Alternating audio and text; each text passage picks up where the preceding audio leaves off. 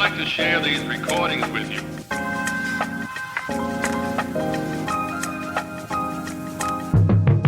Welcome back to the Maintainer Podcast, the show where we shine a spotlight on the people and stories driving fleet readiness at Mid-Atlantic Regional Maintenance Center. Today's episode takes us from expeditionary repairs in the Caribbean to down below the waterline with our dive shop. We talk about the leadership behind cutting-edge combat system modernization, and finally, get into the heart of what service before self really looks like. So check your gear and check your buddy's gear. You're listening to the Maintainer Podcast.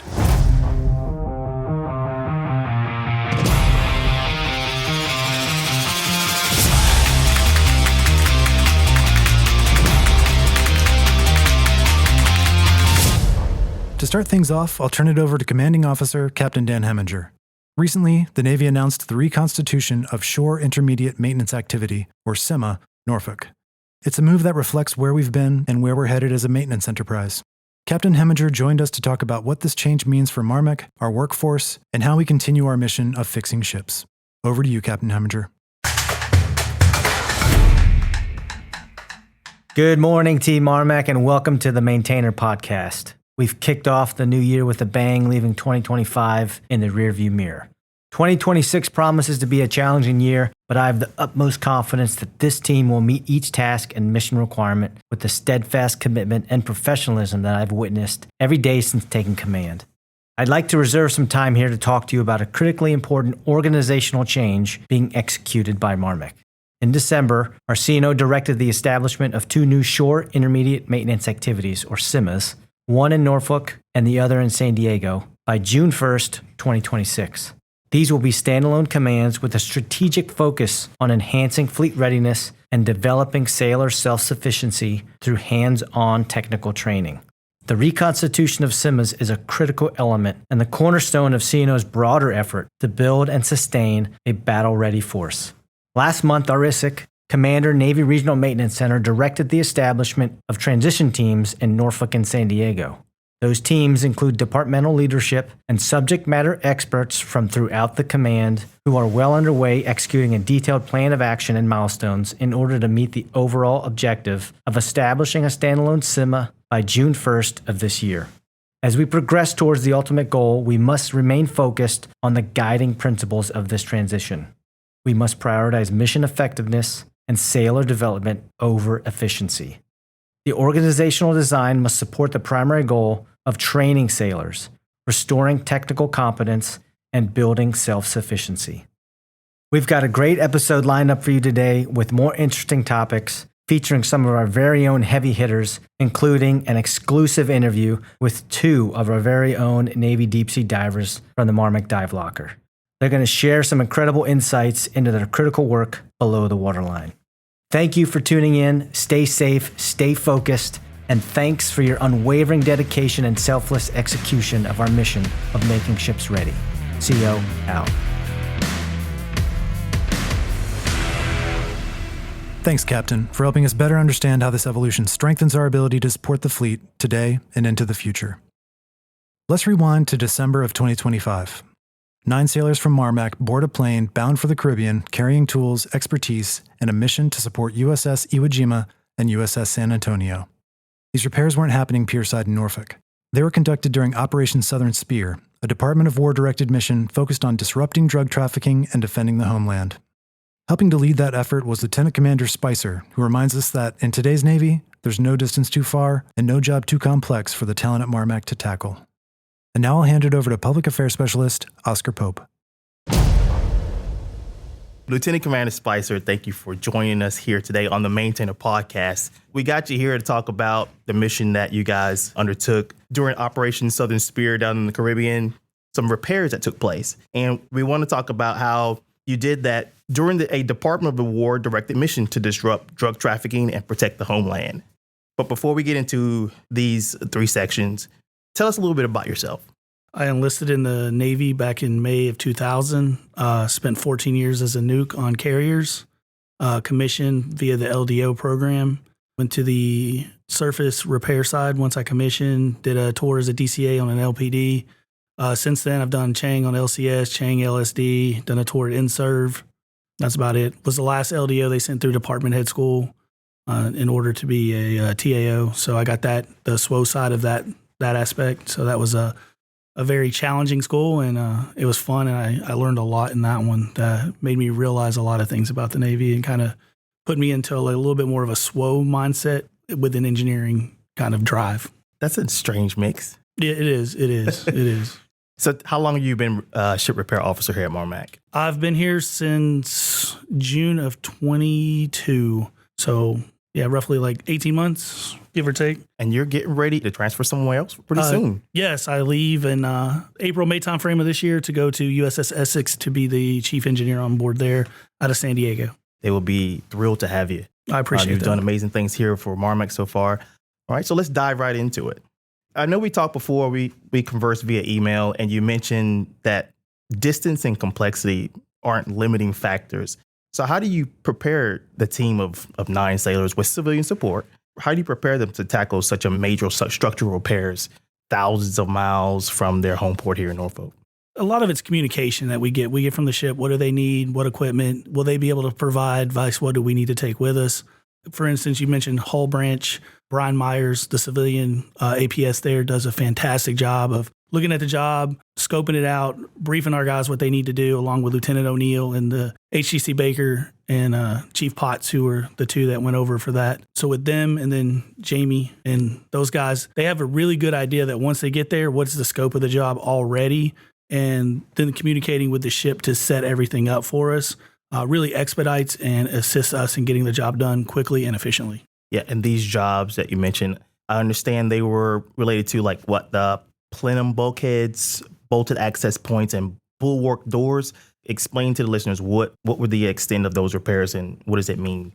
So a lot of the fasteners we'll have to remove because they're already warped or cross-threaded or anything. So we cut those things off and then we re-weld down some new stock in order to support the structural portion of it. As far as the bulkheads, those are usually our toughest jobs, usually require doublers. A lot of that has to do with watertight integrity, makes the space safe. A lot of times you can go on a ship and you'll start to see the deck is warping based on the fact that the rust and stuff from the bulkheads and the deck have completely gone. Right. So it's for safety of the crew and as well as the structural integrity of the ship so that they can maintain their mission. Now, in terms of mission readiness, if these specific jobs weren't done, what would have been the impact? The plenum would be unsafe. You could have potential of equipment falling through. You could have personnel getting injured, which is the last thing that we want as our sailors. Anything happening to them while we're underway, especially on deployment like this where you need everybody that you have in order to meet the mission requirements. We also learned that you did some non-destructive testing. That is right. We got with Code 135 with Mike Kubicki and his team. They were awesome in providing a NDT personnel to go out and actually do some of the testing that we were able to do, which is a rarity for us because a lot of that's localized, but they were able to support with the work that we had going on over there. Yeah, talk about that a little bit more. So you've got the NDT testing in this expeditionary environment. How is it different from doing it locally here in Norfolk? We can do a little bit more here locally in Norfolk than we can over there based on the equipment that we have. To travel with some of that equipment, it would be large and costly to get it over there and on the ship and would require more time. So we're kind of a little bit more limited on what we can do overseas as over here locally.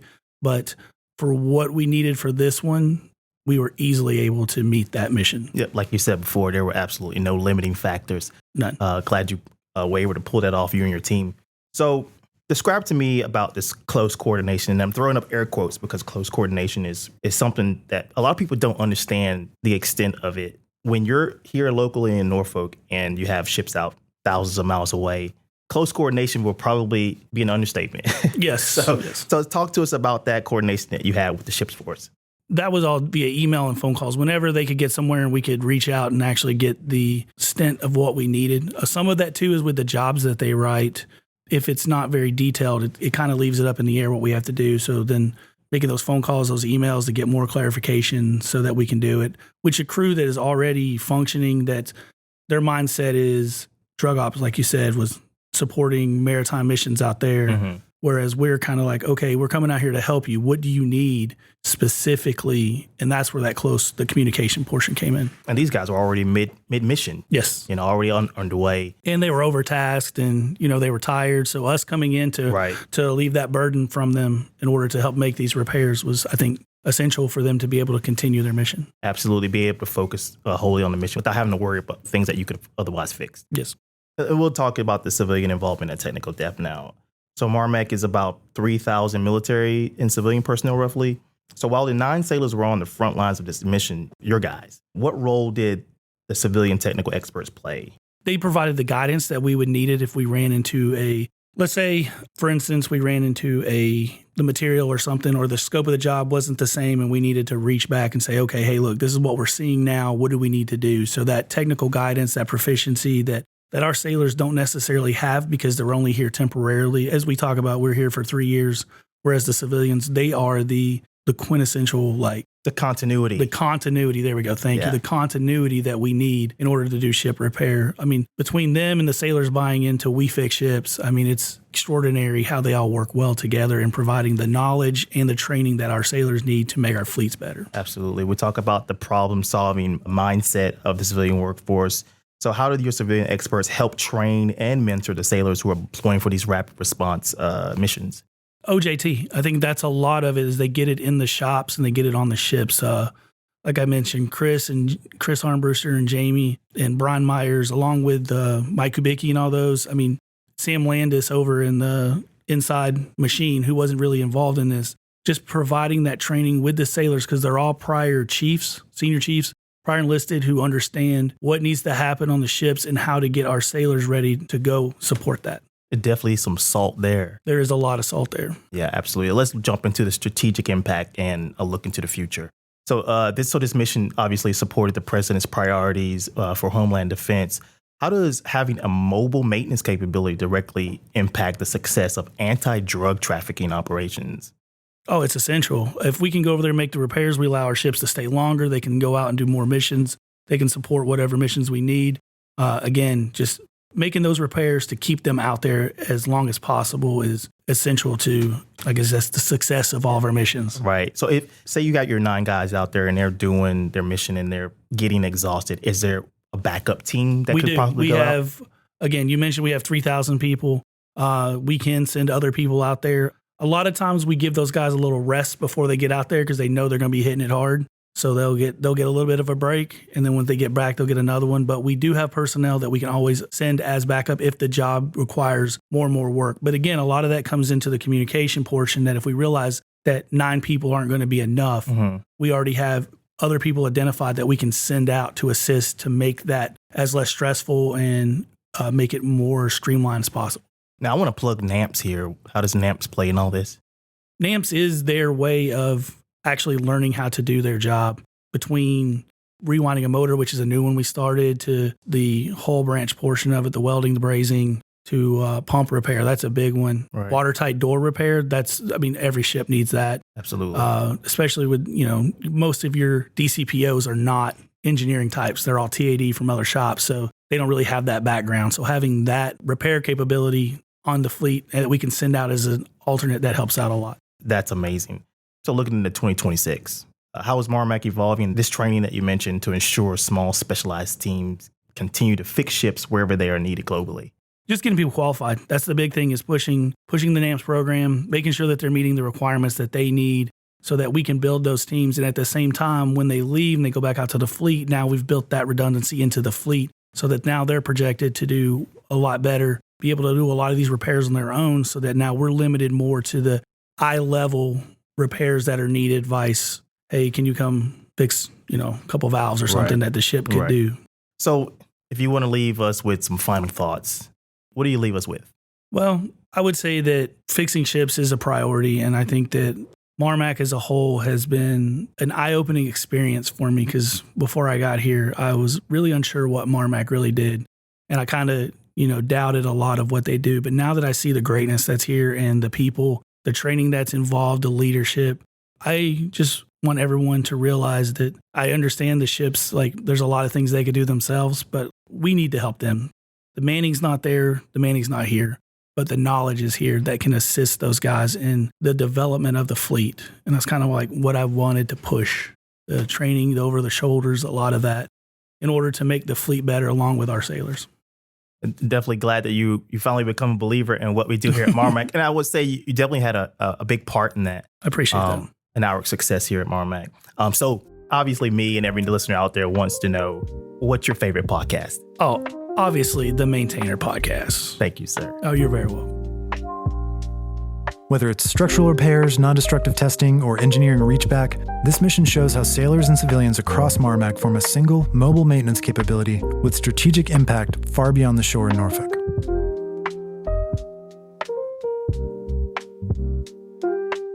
Modernizing a warship's combat system isn't just about software and hardware. It's about people, precision, and timing. Our next guest, Lieutenant Commander Geiss, recently earned the Program Executive Office Integrated Warfare Systems Excellence Award. During her time as Aegis Test Officer for MARMC, her Aegis modernization team delivered 4 Baseline 9 ships back to the fleet in under 3 years, setting new benchmarks along the way.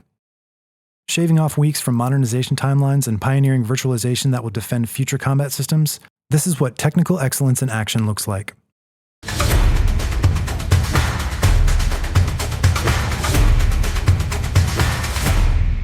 So we're here today with Lieutenant Commander Elizabeth Geiss, also known as Beth. Yes, happy to be here. Yep. First and foremost, congrats on you're earning the Program Executive Office Integrated Warfare Systems Fiscal Year 25 Quarter 4 Excellence Award. That's a mouthful. It is a mouthful. Thank you. But before we get started, tell our listeners a little bit about you. My name is Beth Geiss. I commissioned from the Naval Academy in 2013 as a SWO. So I served 2 SWO tours out in San Diego before I lat transferred to be an engineering duty officer. I attended NPS, and then this is my 3rd EDO tour. I was previously at NIWC and then IWS/MARMC for Aegis Test Officer, and then now I'm serving at MARMC as the DEG Division Head. You said NPS. What is NPS? NPS, Naval Postgraduate School. If you're listening out there, we're going to go through a lot of acronyms here, so we'll try to spell those out for you. Sounds good. So, from your perspective as an officer here, what is it about the specific technical DNA of MARMC sailors that allows the command to tackle such complex modernization tasks? The modernization piece that I've been familiar with involves the push of this modernized equipment from the program office to be installed in these ships during avails, whether that's a shorter avail, would be a smaller package, or up to a longer avail, which would be the Aegis modernization baseline upgrade, which I'm familiar with as the Aegis test officer. But in order to make sure our ships remain lethal and fighting force for our Navy, these sailors, particularly those at MARMC, need to help maintain these systems, get all bugs, kinks worked out, whether it's material, software, and to make sure that the fleet has a ready, capable system to fight whatever adversary is out there. So MARMC sailors are integral in that they need to maintain these ships between these modernization and yard periods, make sure the fleet has available assets that can beat our enemy. Right. So what I hear is the technical aspect is that experience, that know-how, that teamwork to tackle these complex modernization tasks with ease. Yes. Right. So you delivered 4 Baseline 9 ships back to the fleet in under 3 years. How does the collaborative environment at MARMC empower the Aegis test officer to achieve that kind of high tempo output? So these complex DMPs where I was involved in for the whole Aegis baseline upgrade are 2-year-long availabilities that are very complex from the repair side and the modernization side. In order to be successful, a whole lot went into planning these avails from the MARMC team, the planners, the PARMs, all those modernization entities coming in to put their equipment into this package. And then a lot falls on the shoulders of those Code 300 personnel who are executing the avail with the support of all of the codes at MARMC to make that code successful. So it's extremely complex work packages that use essentially all of MARMC to make sure they are successful so that we can deliver the customer, Fleet Forces, the product at the end of the availability, ready to go out to sea and fight our enemies. Right. So you talk about collaboration. That sounds like a lot of meetings, back and forth, smoothing out a lot of kinks on this evolution. So the collaboration piece is paramount, would you say? Yes, absolutely. So let's talk about the USS Nitsy and this 28-week benchmark. So the Aegis Modernization, AMOD for short, 1.0 testing reduction strategy on the USS Nancy successfully shaved 3 weeks off an otherwise standard 30-week timeline. What were the most significant technical or leadership bottlenecks you and your team had to overcome that compressed the 28-week schedule? So this initiative was in support of the Get Real, Get Better campaign. And what can we do? The program office has been doing Aegis modernization upgrades since mid-2000s. So the test program has always been about 31 weeks. And the effort was to see if we can reduce this test package. There are 68 plus test procedures, which are really complex tests within this 31-week test window. And so our effort were to see what we can streamline, what's redundant, and what's being accomplished in, say, other SOVATs, and what is being accomplished in other tests. For example, after these Aegis modernization availabilities, the ship admits their basic phase called C-Squat, and some of this testing that we do in the AMOD period buys down risk for the C-Squat team. And so we just try to look at redundancies and what should be accomplished during the availability window and what can be shifted primarily for a C-Squat. And some barriers that we received as we were trying to do this pilot initiative were a lot of stakeholders who truly cared about the product and what all these tests accomplished and how much it reduced the risk for giving a absolutely capable, kink-free system to the warfighters. And if we were to shave any of these test procedures away, they felt that it added risk to the sailors. However, there's a lot of analysis to be done that some of these tests were redundant. So that brought down the risk. And it was just tough to get everyone on board to make sure that we were all on the same page to accomplish this initiative. Yeah, awesome. You mentioned Get Real, Get Better, that initiative. And it sounds like, being able to shave off 31 weeks down to 28 weeks is quite a feat. It causes you to get real and get better in terms of, let me see where I can improve and not waste time. So it really speaks volumes of the efforts of your team to really look at their practices and trim it down to something that made a lot more sense to get this ship out and modernized on time and ready. Agreed. It was tough to shake up the status quo and to have everyone in the mindset that we need ships out on the waterfront ready to go on deployment. And we need them to be capable, yes, but we also need to do what we can to shave off time and get these ships out on time or better. That's right. Turn 2, commence ship's work. Yes. Absolutely. All right, let's talk about the USS Lassen. We'll talk about the future of virtualization, something that is a little bit challenging for some people in the technology field. Virtualizing things is a little bit intimidating. So the USS Lassen was a trailblazer as the first ship to complete the Red Hat Enterprise Linux 8 CP24 test program with the Infrastructure as a Service, IaaS, virtualization. So with that in mind, and for those unfamiliar with the tech, why is moving forward with virtualized combat system a game changer, air quotes, for the warfighter? It is a game changer because, all of us, we've heard this analogy, I'm sure, that you hold up your iPhone in the middle of the night, you get software updates. Tesla cars now get software updates in the middle of the night. Why is it that our ships that are out there in the fleet, why do they have to wait 2 years approximately to come in the shipyard and get any type of upgrade, except a quick software change that can be done in a smaller period of time? And so this initiative to virtualize the combat systems is a step in the right direction to be able to provide the latest capability to the fleet and actually push that out to these fleets who are forward deployed. Again, this is another instance of people have been operating how they've been operating for a long time, and this new technology has risks and unfamiliarities, but we need to get the capability out there so that we can get key pieces that we need to send to the warfighter at the front lines. And that was the first step to do that on the East Coast on the USS Lassen. And we definitely had some speed bumps as we were installing that program load and testing it. But since there's half a dozen, if not more, ships on the East Coast that have this virtualization on them, and the program office is learning a whole lot, and that capability is growing, it's really going to be a good asset for the fleet. Right. Definitely a growing capability, virtualization. Like we talked about before, the work on the Lassen it's now the benchmark of the future of baseline 9 ships. So how does it feel to know that the procedures established by your team are now the blueprint for the rest of the Navy? It was such a rewarding tour to be on the Aegis modernization team, and I was impressed every day coming to the office. We worked in the office with NSWC, Port Hueneme personnel, as well as Lockheed Martin contractors. And I would notice like, oh, I haven't seen this one technician in a few weeks. You talk to them. They had flown out to the Red Sea to support a DDG out there, fix a CAS rep. And they've come back and they had stories to tell. And it's just so neat to see our team members who are coming to work every day in our building on base, walking down the pier with us, are also supporting the sailors out in the fleet all the time. And I think it was just really exciting to see that the expertise and the knowledge and the care and the passion of those people in our office. And I just felt so privileged to be working with them every day. Absolutely. It's always a benefit to have a team that's passionate. And I think there's a huge part of what contributed to you receiving the PEO IWS Excellence Award, which is a significant career milestone. So, Commander, looking back at your 32-month tenure with the Aegis modernization team, what is the single most important lesson you've learned about leading high-performing technical teams? The most important lesson I learned is that I am not the technical expert coming into this job with these personnel. Sometimes they had decades of experience, but I was enthusiastic every day. I cared, and our team knew I cared. I had no problem asking questions.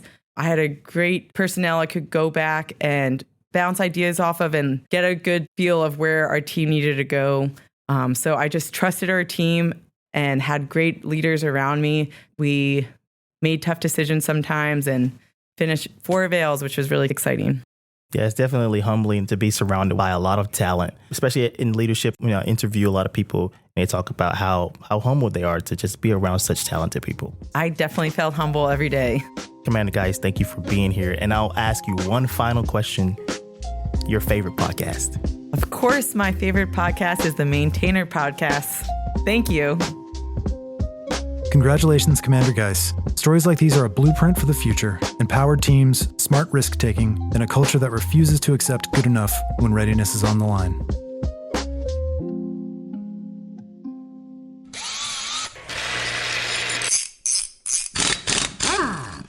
Most maintenance happens on ships or in shops right where you can see it, but some of the most critical work happens in places where you can't see it. Our dive shop operates below the waterline in an environment that demands trust, discipline, and total reliance on your shipmate. ND1 Toomer and ND2 Simonini sat down with public affairs specialist Harrison Cox to talk about what drew them to the diver community, the challenges of the training pipeline, and what it's like to perform repairs underwater when communication is limited and precision is everything.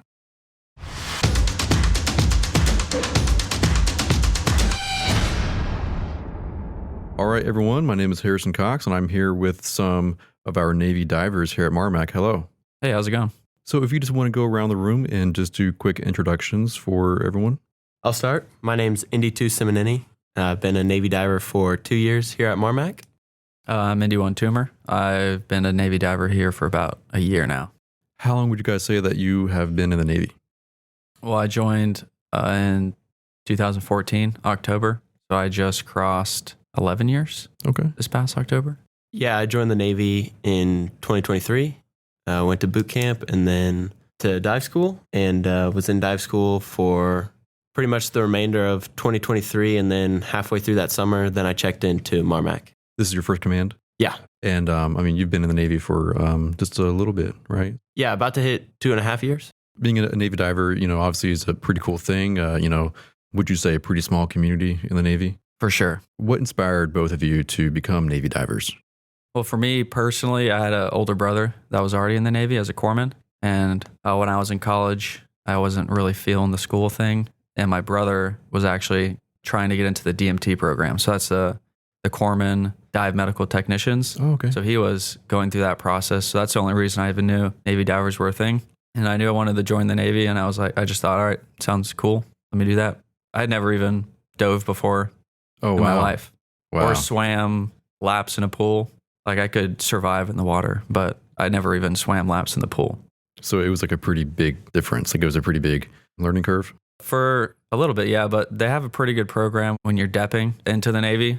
You get matched up with a dive motivator, and wherever in your region, they run like workouts Monday, Wednesday, Friday, and they teach you how to do the strokes, and you run through the fitness test, and they kind of set you up for success before you get into boot camp and the whole pipeline. So what about you? What inspired you to become a Navy diver? Yeah, so I come from a Navy family. Both my grandparents, my mom's side and my dad's side, both my grandfathers were in the Navy. And I knew pretty early on that I wanted to serve I didn't know exactly what that process looked like, but I played college soccer. I played soccer my whole life. I knew very early on that I always liked being part of a team. And I knew that when I did make the decision to join the Navy, that I wanted to be a part of something special. And I did hear about the Navy diver and dive teams. And then, like you said, the DEP program, I had a Navy diver chief named Chief Duffy. He was super motivated, just a good guy. He really inspired me to, put out basically for the team and get ready and see what that life looked like.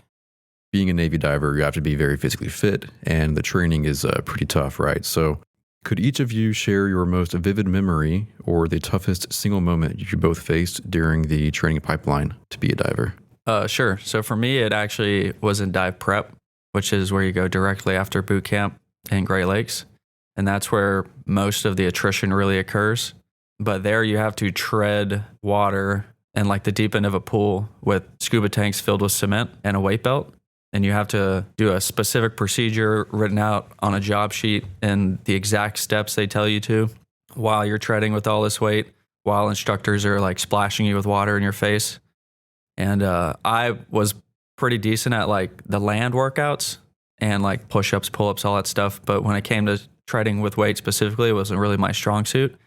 And the one ticket to Panama City is treading with weight, essentially. Gosh. So it's called an IWP. So doing that was probably the hardest thing for me. You get 3 or 4 days of practice where you start with empty tanks, and then you start with just a weight belt, and then you do what's called man day, where you do all the weight while the instructors are splashing you. I failed everything up until the graded one, my second chance on the graded one. Wow. So I was on my last chance, and then I finally passed. He's not really giving man day the respect it deserves. Like, same thing. His class was probably like 10 years ago, right? Mm-hmm. Mine was just 2 years ago, and I'm imagining that it's the same. Ours was filled with lead, not cement, wow. Our tanks. And it was the first time you really get the feel of scuba tanks, like the twin 80s on your back. Mm-hmm. And you have your dive buddy. So anytime you're doing anything in the water, you have your dive buddy with you. Right. And you two are basically checking each other, making sure that, your gear's on correctly, right? That you've donned everything, that no twists in your straps, no leaks, hypothetical leaks. Right. That you're, just making sure your dive buddy's good, right? Your head's above water, you're getting good air, everything's good. And the instructors are coming around, they're splashing you in the face, yes, they're kicking you in the legs, they're pulling your straps, right? They're tying knots in your gear, they're tripping all your gear, they're taking your mask off, flooding it with water, while they're doing all this organized chaos, right? To disrupt you, get you, flustered, get you gasping for air, the heart rate up, everything like that. But you're, finding your composure with your dive buddy. You're repeating the verbal commands. Yeah, it's all very precise. You have to say the right thing at the right time. You have to do everything symmetrical with your dive buddy. Because, it is, like he said, that is the ticket to get to Panama City where dive school really happens. That's the culmination of the 8-week selection period, right? It's assessment and selection, dive prep. It's 8 weeks. And like you said, it's where the attrition happens. We started with 51 and we had, I think it was 7 divers go to dive school. Oh, man. Right. Wow. Okay. Yeah, that's pretty big. Yeah. And so that's like you said, that's the ticket. So after you make it through IWPs, that's that in-water procedure. That's where man day happens and everything like that. Then you get the ticket to go to dive school and actually breathe that compressed gas. And that's what you're working for. Gosh, sounds pretty tough. Glad it's y'all and not me, so. Right. No, and then, once you make it through like that, that ticket, that's where the magic happens at dive school. Yeah. Like, it's incredible. It was the best time of my life. I was just laying in bed like a couple days ago, just reminiscing on how much fun, like the smell of Panama City, like the beach, what the barracks felt like. I mean, and you're with your best friends, right? Yeah. No, you're tired. You're going to be wet all day. Right. I'm speaking for myself, but I know you can attest to it. It's the best time ever. Yeah, it's awesome. So there's definitely, like that level of mental toughness that you have to have before you even get into dive school, right? Mm-hmm. Yeah, that's awesome. To pivot a little bit, we're going to talk about just a typical day for a diver at MARMC. What does that look like? Okay, so for me, if we have a job that day, we have one of our tag checkers. So it would be like a younger guy like Jack over here. He would go check tags on, let's say, a sub. If we're doing a job on the sub, he'll go on board, check diver safety tags just to make sure any of the components on the ship that could injure the diver in the water are all red tagged so that no one can operate them. And then While he's doing that, the supervisors get paperwork in a package to conduct the job, get the dive team together. We get on our boat, prep the boat. Once we get word that the tags are complete and the ship's ready for us to come alongside and dive on them, we'll get the boat underway, transit over. And then at that point, you're just working the job. It varies greatly based on if you could have a short job that might take a couple hours. You could have a job that spans 5 days, diving all day, every day. Man, wow. Yeah, so that's kind of like the generic day-to-day if you have a dive job. And then if we don't have a job, it's a lot of training. It's like we have a bunch of guys at the chamber right now doing chamber drills with the master divers to get qualified. Would you say the same thing for you? Yeah, it's spot on. I'm not in a supervisor role, so I'm kind of doing more of the, like you said, checking tags, setting up the dive gear, pre-diving it, post-diving it, getting in the water. Yeah, working out. That's a big one. I start every morning with workout. We have a mud pup program here. That's Right. where we train the guys. Me and a couple of the junior divers are the instructors over there. We'll do that in the mornings, and then the real day starts, whether it be checking tags, doing drills, or anything like that. So going back to talking about the immense amount of work that the dive shop does on a day-to-day basis for the fleet, talk to me about like a challenging job that both of you had to work on. I got one off rip. You send it. So for me at MARMC, the dive team deploys, and we got word that a ship needed underwater blade change, right? So the destroyers have 2 blades, and they have CPP blades. They're big propellers, right? And so a lot of the times these propellers can take damage, and it can inhibit the ship's ability to do their mission, right? And so this ship was in the Middle East, and they were leaking a bunch of oil, and they needed a dive team ASAP. So we got word that they were pulling into some port in Saudi Arabia, could not find it on a map, and they said they needed a dive team. So we had MARMC divers deployed to Bahrain. That's where I was. Okay. They said we need a dive team 24 hours a day. We need, day and night dives. We need to get this job done. So they flew us out there, and we set up shop in this foreign port, and we had, armed sentries at the gate, made a barricade of Connex boxes. It was a forward deployed maintenance repair. Yeah. It was really cool. So we got out there, and we were diving all day and all night. I was on night crew. It was hard work, and it was with the guys. Like in training, you have your dive buddy. You're down there figuring out the problem. You got whatever's going on in the water. You got fish, you got sea life, whatever it is. And it was great. It was great for the entire team that was out there. It was forget about everything else. Let's come together right now. Let's get this job done. Let's get the ship back out so they can do their thing. Right. And yeah. that's what we did. So it was work, but it didn't feel like work. Yeah, it's a good way to put it. It sounds like a very important job. And, I'm sure a big thing while working underwater on a big job like that is communication. So how do you communicate underwater? Let's talk to me about that. So here we dive what's called surface supplied. So we have a big air system below the deck on our dive boat that we then run umbilicals from.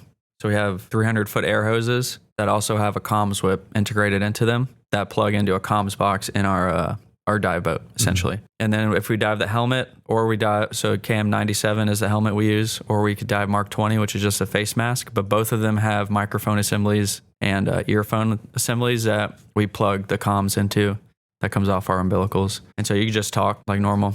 And then you have a guy on a radio up top, and you just kind of talk to the divers back and forth. And I know that you guys have like hand signals and stuff like that. We all know sign language. Okay. Yeah. So yeah, talking about all the immense work that the MARMC divers do for the fleet, just talk to me a little bit about how the dive shop impacts the mission of fleet readiness. You were talking about the big job in the Middle East for the blade repair, which is, a huge thing. Of course, that's like a red line ticket item for the ship. So just talk to me more about, how the dive shop impacts fleet readiness. Well, I think a perfect example would be the Iwo Jima, USS Iwo Jima. We worked on them this summer on their rudder seal for, it felt like around 3 weeks, 12 hours a day. And they were involved in the actions that went down in Venezuela. Pretty big and mission. the president was put on the Iwo Jima. Right. So that kind of is a good way for us to see like the work we're putting in actually has some sort of results. Because sometimes you're working all these days, you're doing what seems like random jobs in all these ships, and then they just leave. And you don't really know what is going on, I guess. Yeah. And so to be able to actually see like, oh, the Iwo Jima, which we spent so much time on and so much work, actually was involved in a pretty high stakes operation. Yeah, I mean, being in Virginia, it's the largest fleet concentration that the U.S. Navy has, and boats are always coming in, always pulling out, and they have these jobs that they need the dive teams to do. And there's only so many divers, so it does become a lot of work when they're pulling in and pulling out. Being a Navy diver sounds like, it's a very important job, and I'm sure there's a lot of rewarding aspects to the job. But what is the most rewarding part of this job for each of you? There's a lot of job satisfaction and, like I said, seeing results from the work you do. So like for here, it would be, for example, the Iwo Jima, or we did work on the Lincoln that took 12-hour shifts, single valve stuff, and they were planning on leaving. So that's holding up a whole aircraft carrier strike group. Right. So seeing results from the work is really satisfying. But then also, I mean, the main thing for me is the people. And like he was saying, the team aspect. A lot of people that become divers are similar minded, sort of similar backgrounds, former athletes or like the boys, I guess you could say. That culture starts with that selection program For and then sure. going through dive school. Like we all have this common background that like it takes a type of person to become a diver. Like when he was saying with the Saudi Arabia job, embracing the suck with your friends makes the suck significantly easier, and it almost becomes fun. Yeah. In a sense, even though you're working 12-hour shifts at night in this random place. Cold, dark. You're all just like, well, we know this sucks, but we're just I got my best friend right next to me. talking crap, all night. It's cold, but like we're all cold, Yeah, so exactly. It's okay. Definitely. So that actually leads us into the next question, talking about the backgrounds and everything like that. Thinking back, what is one piece of advice that you both would give your younger self just starting the whole dive school process? Tread more.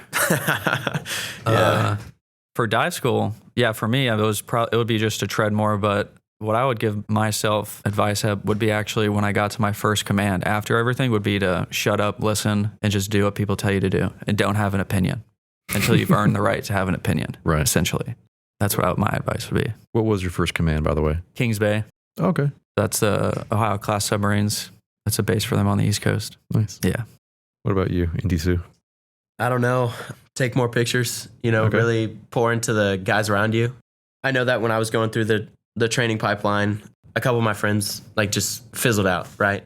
And so there was a time where I just wasn't pouring into the guys around me.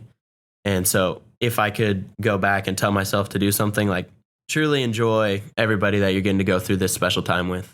We were talking previously about just being a good guy, the weeding out process for being a Navy diver, and there are a lot of important qualities that I'm sure Navy divers have, but what would both of you say is the single most important quality that a person needs to have to succeed as a Navy diver? I would say, in general, mental toughness, the ability to, like we talked about, embrace the suck without crashing out, essentially, and being an issue. I've seen it in Kings Bay. Like I said, we got a new guy and we were doing a prop change on an Ohio class sub, which is a very large propeller. For sure. At Kings Bay, you have one dive team. Here we have Alpha, Bravo, Charlie. So you have 4. And we were working 12-hour shifts with minimum manning on each dive side. And we had a new guy literally just break down and crash out and scream because he just couldn't handle how much it sucked, working that much. Dang. So there's that. Yeah. I think mental toughness. And then a lot of other commands, salvage, SDV. So working with NSW, you have to deploy on submarines and you just sit there for months doing nothing on a submarine. That's pretty challenging on your mental toughness. So that's what I would say, mental toughness and humility. Definitely. That makes sense, though. I mean, you got to have a tough mental state for a tough job.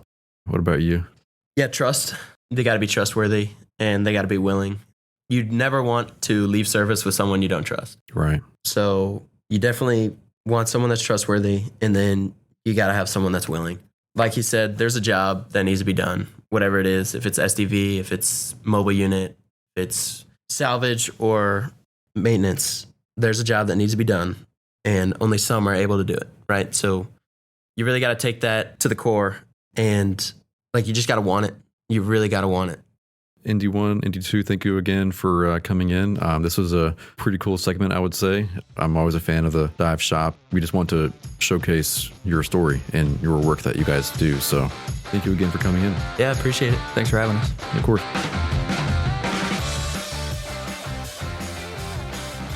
Our final segment features a sailor who represents the best of our Navy on duty and off. In 2025, Chief Ollie Dunlap was recognized with the Bob Feller Act of Valor Award. Named after a Hall of Fame player who put his career on hold to serve during World War II, the award honors community leadership, patriotism, and selfless service. Chief Dunlap's impact reaches from the engine room to the community, mentoring sailors, supporting STEM education, and building bridges between the Navy and the public we serve. Chief Petty Officer and proud recipient of the Bob Feller Act of Valor Award. Chief Dunlap, welcome to the podcast. Hey, how's it going? Thanks for having me. But before we get started, tell us a little bit about yourself. Okay, I was born and raised in Hawaii, graduated from Waianae High School, joined the Navy, spent my 19th birthday in the Navy. Been in for 22 years, married to my wife, Sheena. We have 5 kids. Also been married the same amount of time because I literally got married like 2 months after boot camp. I proposed to my wife and we've been married ever since. Been stationed from Hawaii all the way to here, Norfolk, Virginia. The Navy keeps moving me east. All right, so can you tell us a little bit about the award, the Bob Feller Award? What is it? Hey, so the Bob Feller Award, he was a veteran, remarkable person within the community. He joined the Navy as a result of what happened at Pearl Harbor. He was able to get advanced all the way up to Chief Petty Officer. He definitely embodies the definition of what it is to be a sailor and to volunteer within the United States Navy. Thanks for that, Chief. That's exactly what I get out of it. Definitely, I understand him to be a former Chief Petty Officer who was an outstanding military professional. We're grateful to have, one of our own to receive his award, showing leadership in the community. So first of all, congratulations, right? Thank you. So can you share what it means to you personally to be selected for the Bob Feller Act of Valor Award?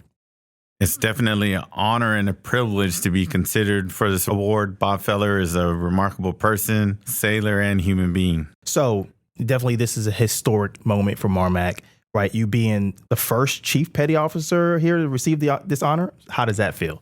Oh, it definitely feels amazing. I feel blessed and humbled to even be mentioned in the same category as Bob Feller. So it's a testament to pretty much the team that I'm able to work with here at MARMC. My supportive family, also my church as well, and then also the MARMC STEM program. Right, and then you're deeply involved in STEM. Correct. And definitely that continues to, shed the light on your dedication and devotion to duty by you being active in the STEM program, which MARMC touts as one of the programs that projects us in the future to form and mold future talent. Would that be accurate? You're right on the money, spot on. The community outreach that we do essentially not only inspires the kids to want to learn more about STEM, but I can honestly say, like, working with civilians and also military personnel, they have also gotten their families into STEM. I've also gotten my family into it to just inspires and curiosity, just to want to learn a little bit more about the subjects and also, to get hands-on with actual particular projects. Absolutely. Now let's take a look at your personal journey. So looking back at your Navy career, were there any mentors or moments that helped shape the leader you've become? So some names that come to mind. Now retired Senior Chief Michael Cook. He was my first LPO on the USS Hopper. He showed me what it is to have the definition of resiliency.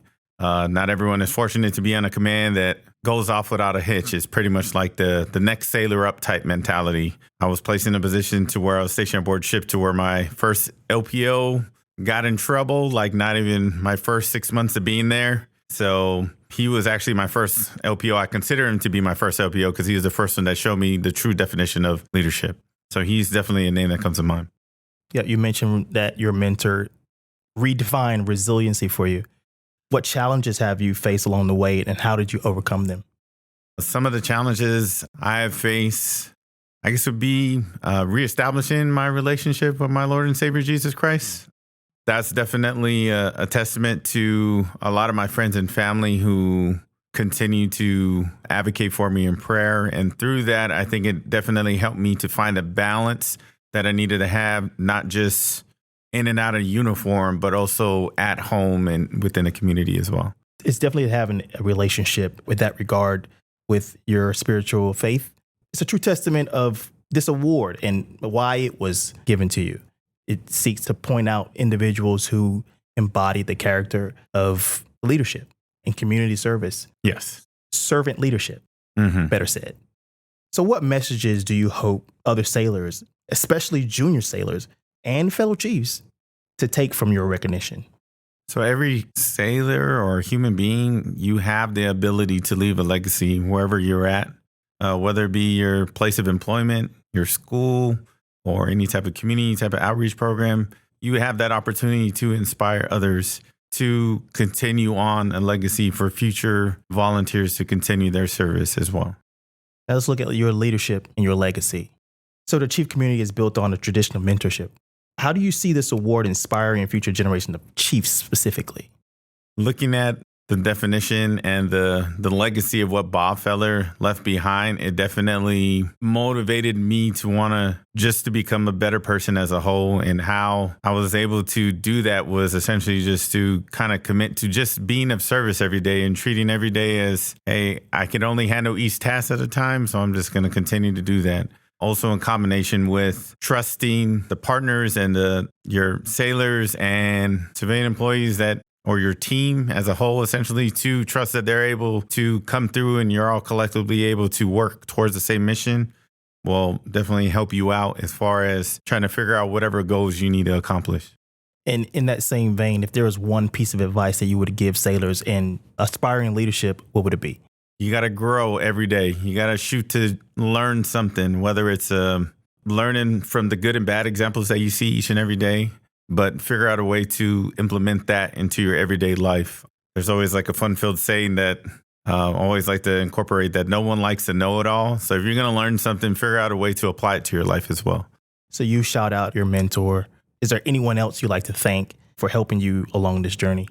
Oh, yes, definitely. I would like to first and foremost thank my Lord and Savior, Jesus Christ. I'd like to thank my family, who is very supportive. Navy's #1 gas turbine shop, which is our gas turbine shop here at MARMC. And then also my MARMC STEM team. And last but not least, my church that I serve as well at. And what's the name of that church? It's the Norfolk Potter's House. Finally, what's next for you, personally first? Personally, it took a while, but I'm actually going to be graduating in August with a bachelor's degree in business admin. So I'm looking forward to flying out to San Antonio. I'm going to the Incarnate Word that's in San Antonio. I'm going to go be walking for my graduation. Also going to be the first person within my immediate family to get a bachelor's degree. So definitely excited about that. Professionally, I'm looking actually to get into recruiting. So I'm hoping to see if a billet opens up to kind of get stationed there for my last tour. Thanks for sharing all this information. Quite an interesting career you have ahead of you. If you would share with the listeners your favorite podcast. Oh, it has to be MARMC Maintainers Podcast. There you go.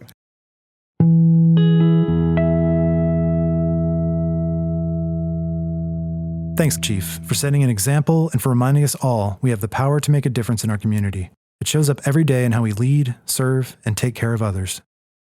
And that is a wrap on this episode of the Maintainer Podcast. So many people contribute to the work done here at MARMC every single day, and no matter what you do, your work makes a difference, and we could not complete our mission without you. In the field and in the office, on land and by sea, both near and far, these stories all point to one thing. Readiness is built by people who care deeply about the mission and each other. Before we go, I'll pass it over to a few of our shipmates to help close us out. This is MM3 Warren. This is YN1 Paloma. This is BMC Horsford. The Maintainer Podcast is produced by MARMC Public Affairs Office. Follow us on Facebook and LinkedIn by searching Mid-Atlantic Regional Maintenance Center. You can also check out the MARMC News and Events page on SharePoint to stay current with everything happening around the command. If you have an idea for a future episode, or if your team is doing something the command needs to hear about, drop us a line at Public Affairs. We'd love to hear from you. We'd love to hear from you. Until next time, fair winds and following seas. I'm Jared Patch, and this has been the Maintainer Podcast.